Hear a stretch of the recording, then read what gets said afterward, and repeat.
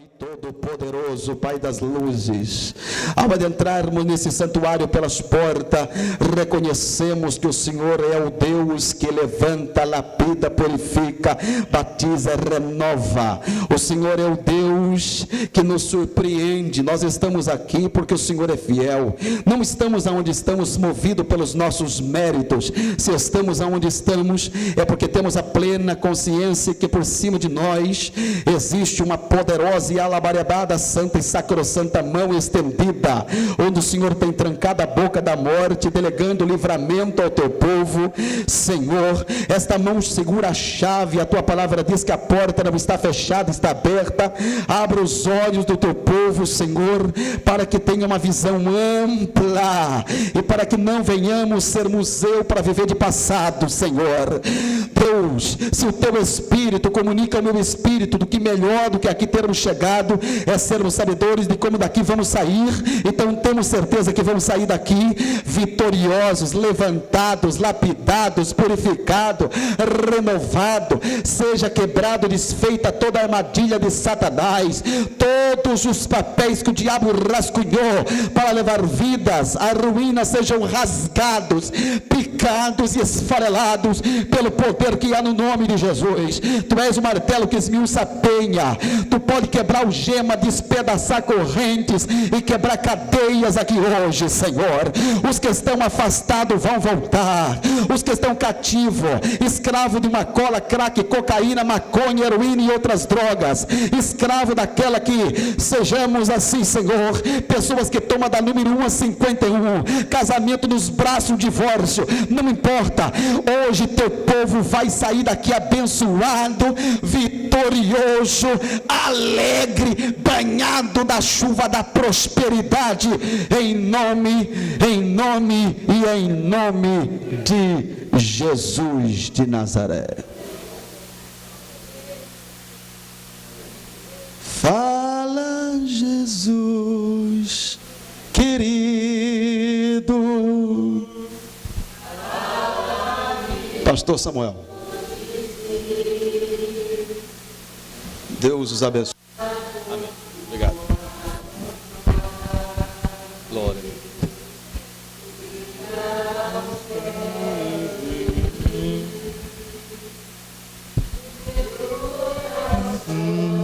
Alegre está pra tua voz ouvir.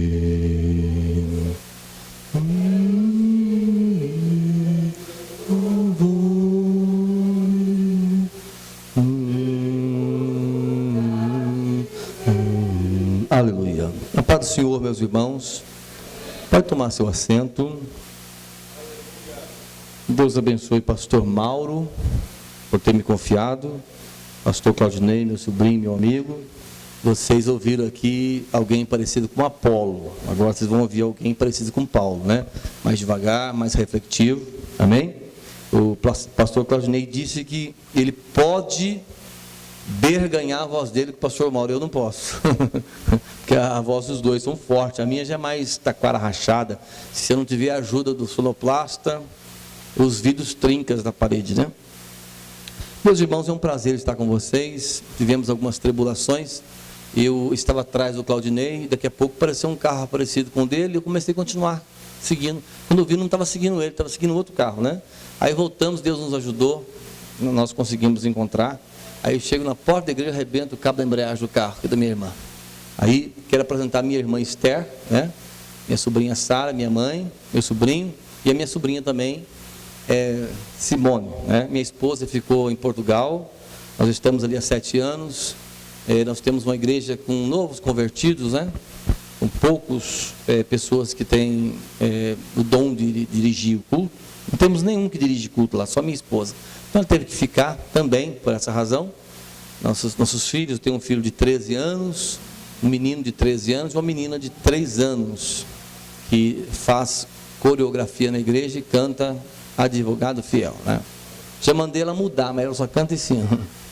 E nós estamos já de retorno ao país de Portugal, no dia 26 agora.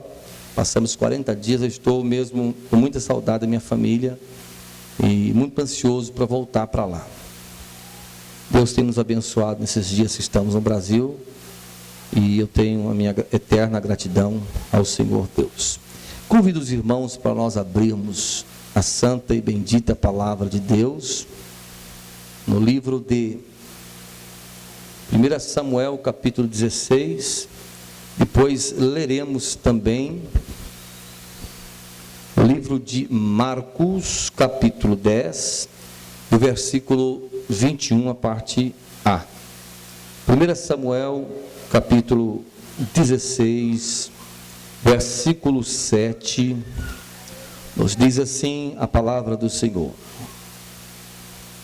Porém o Senhor disse a Samuel: Não atentes para a sua aparência, nem para a altura da sua estatura, porque o tenho rejeitado. Porque o Senhor não vê como vê o homem, pois o homem vê o que está diante dos seus olhos, porém o Senhor olha para o coração. Vamos repetir a parte B do versículo? 1, 2, 3. Porque o Senhor não vê como vê o homem. Livro de Marcos, capítulo 10. Capítulo 10 do livro de Marcos. Só a primeira parte do versículo. Mancebo de qualidade. Capítulo 10, versículo 21, só a pequena parte A do versículo. E Jesus, olhando para ele, o amou. Aleluia. Pode tomar seu assento. Bendito seja o nome santo do Senhor. Meus irmãos, todos nós somos sabedores de que Deus nos ama. Quem tem essa consciência, diga graças a Deus. Deus, Ele nos ama e deu prova do seu amor. Aleluia. Às vezes você pode conhecer alguém que diz que te ama, e até mesmo pode te amar, mas ele pode falhar com você. A Bíblia diz que Deus, Ele nos ama. Paulo diz que Deus prova o seu amor para conosco, em que Cristo Jesus morreu por nós, sendo nós ainda pecadores.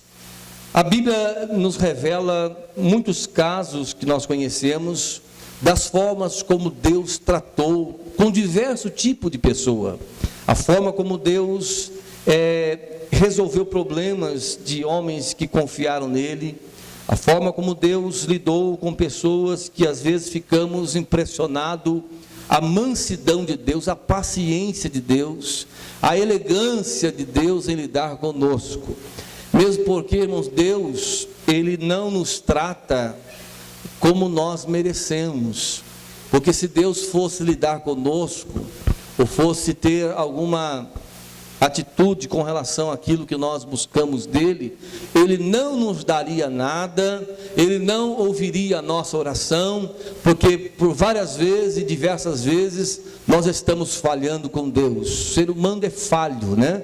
O ser humano é falho. Davi, conhecendo disso, ele diz, ele revela lá no capítulo, ou no livro de Salmos 103, e versículo 14, ele diz: Deus, Tu conheces a nossa estrutura e lembra que nós somos pó. Davi diz no Salmo 39, verso 4, ele diz assim: Mostra, meu Deus, o meu fim e a medida dos meus dias qual é, para que eu sinta o quanto sou frágil. Deus, Ele sabe que nós somos falhos. É por isso que Paulo escreve: se formos infiéis, Ele permanece fiel. Deus sempre será fiel. A Bíblia diz, irmãos, que Deus, neste episódio que lemos em 1 Samuel, Samuel foi ordenado por Deus. Ele estava com um pouco de dó de Saul, e Deus fala: por que você está com dó de Saul, meu filho? Enche o teu vaso de azeite e vai a Jessé o belemita, porque dentre os seus filhos eu já escolhi um rei. A mensagem chega na casa de Jessé, e você percebe que Jessé, o próprio Jessé, pai de Davi, ele não convocou Jessé para a reunião, ou Davi para a reunião. Quando Samuel chega, ele certamente pensa: um desses devem ser o rei de Israel. E quando aparece o primeiro, ele fica totalmente equivocado, e Deus chama a atenção de Samuel, fala: Samuel, você está visualizando com os olhos carnais, porque eu não vejo como você vê. Você está vendo uma aparência, o porte atlético do primeiro filho de Jessé, mas eu sou diferente. Eu não olho para a aparência, eu não olho para a vestimenta, eu não olho para a formação acadêmica, eu não olho para a forma elegante de andar, de vestir, de falar, mas Deus, eu olho para o coração. Você pode dar uma glória a Deus por isso? É por isso que você está aqui, é por isso que eu estou aqui, porque Deus olhou para o nosso coração e gostou de você. Diga assim: Deus gostou de mim. Aleluia. Nada nesta vida impressiona Deus. Alguém diz assim: eu vou colocar Deus na parede. Isso é a maior besteira que alguém possa dizer, né? O homem pode colocar uma pulga, uma barata, uma aranha, pode colocar o que for, mas Deus não. Aquele que sustenta o universo, que chama as estrelas pelo nome, aquele que toma as nações como uma gota de um balde, aquele que conhece todas as coisas. A Bíblia diz que Ele conhece o seu assentar, o seu levantar, de longe Ele entende os seus pensamentos. A Bíblia diz que o Senhor Deus, Ele conhece todas as coisas. E a Bíblia diz, irmãos, que Samuel foi repreendido por Deus quando acaba-se os varões. A Bíblia nos diz que Samuel, certamente, não diz, mas vou parafrasear, Samuel deve ter pensado: será que Deus se enganou ou eu me enganei? Acabou-se os filhos e Jessé não tem um ainda. Mas certamente Jessé pensou: mas aquele não pode ser, é ruivo, né? Davi, meus irmãos, ele tinha cara de bonzinho, ele era sisudo, boa presença. Sabe aquele garoto que você olha, você não tem medo dele? Você olha para uma criança de 16 anos e fala: tadinho, eu tenho que... cara de bonzinho, cara de assim, uma pessoa ingênua, aleluia. E era esse Davi que Deus escolheu, aleluia. Foi esse jovem que Deus escolheu para ser o rei de Israel, porque Deus, Ele não vê como vê o homem. Você pode dar uma glória a Deus por isso? Deus não escolhe da forma como nós escolhemos, aleluia. Teve um homem na Bíblia que qualquer um de nós, se fôssemos comissionados por Deus para escolher ele, para alguma coisa na obra de Deus, você nunca, jamais escolheria. Deus falou com um certo homem assim: vai na rua chamada direita, lá na casa de quem? De Judas. Vai lá que tem um homem de Tarso. Até então Ananias, o nome dele é Saulo. Ananias ficou branco. Ele poderia até dizer: Senhor, mas esse homem é um demônio. No capítulo 9 de Atos, você percebe que o texto começa assim: e Saulo respirava ameaças de morte contra os cristãos. Já viu um boi bravo? Quem que já viu um boi bravo aí? Diz que sujeito com medo, correndo de um boi brabo. Tem um pastor que diz assim: sobe até em pé de Mandacaru. Pode não descer, mas sobe, né? Boi brabo assusta qualquer pessoa, né? Eu, se eu ver um por aí, eu lembro que eu era criança, o boi olhava para mim e já corria. Paulo respirava ameaça como um boi bravo. E Ananias ficou impressionado: não, Senhor, esse não pode ser, Senhor. Esse homem é assassino, esse homem, ele é mau. Aí Deus fala assim: vai, Ananias, porque este é para mim um vaso escolhido para levar o evangelho ao gentio, aos filhos de Israel e aos reis da terra. Diga graças a Deus. Diga assim: eu sou o escolhido do Senhor. Deus não vê como vê o homem. Deus, quando olha para você, Ele ama você no momento que Ele olha. Talvez aqui eu, sendo conhecedor desta verdade, ele tinha um desejo de conhecer Jesus. A Bíblia diz que ele não podia porque era muito baixinho, e Jesus vivia rodeado pela multidão. O texto bíblico diz que ele tinha vontade de conhecer Jesus, era só o desejo dele, era conhecer Jesus. Ele teve uma ideia: vou subir numa árvore, que certamente Jesus passa por ali. Uma certa vez ele passou por ali para curar Bartimeu, então certamente ele vai passar novamente. Aí ele soube que Jesus estava indo para Jericó, e a Bíblia diz que ele subiu na figueira. Zaqueu só tinha vontade de conhecer Jesus, só de ver o rosto de Jesus. Ele só queria ver a face do mestre, porque certamente ele tinha consigo: este homem não vai gostar de mim, este homem, ele gosta das coisas certas, ele não gosta de pessoas que fazem coisas erradas, e eu sou um ladrão. Se o publicano já era rejeitado pela sociedade judaica, imagine o chefe dos publicanos. Roma estabelecia um imposto, eles cobravam 3, 4 vezes mais. Então o desejo de Zaqueu não era se relacionar com Jesus. Ele via um mundo diferente dos discípulos e de Jesus. Ele só queria ver o rosto de Jesus. Quando que Zaqueu poderia ter a ideia de que Jesus iria convidá-lo para pousar na sua casa, ou se oferecer? Nós conhecemos o texto, você sabe disso, que Jesus passou daquele lugar onde Zaqueu estava. Jesus passou por aquele caminho, e quando Jesus vai se aproximando, penso que o coração de Zaqueu começou a bater forte. Eu vou ver o rosto de Jesus. Talvez ele escutara histórias acerca de Jesus, né? O olhar de Jesus transmite amor, transmite paz.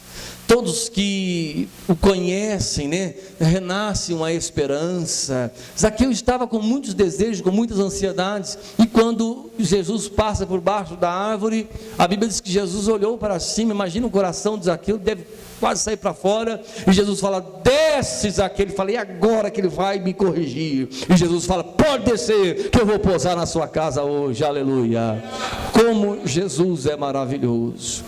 Paulo não consegue explicar a grandeza de Deus, não consegue explicar a beleza das formas, das atitudes, das maneiras como Deus trabalha. Ele diz: profundidade das riquezas, da sabedoria, da ciência de Deus. Paulo fala assim: olha, é insondáveis os juízos de Deus, é inescrutáveis os caminhos do Senhor. Ele fala: quem conheceu o intento do Senhor? Quem foi o seu conselheiro para que possa falar com ele? Ele diz: porque todas as coisas é para ele, é dele, é por ele. Glória, pois, eternamente a ele. Amém. Levante a sua mão e glorifique ao Senhor.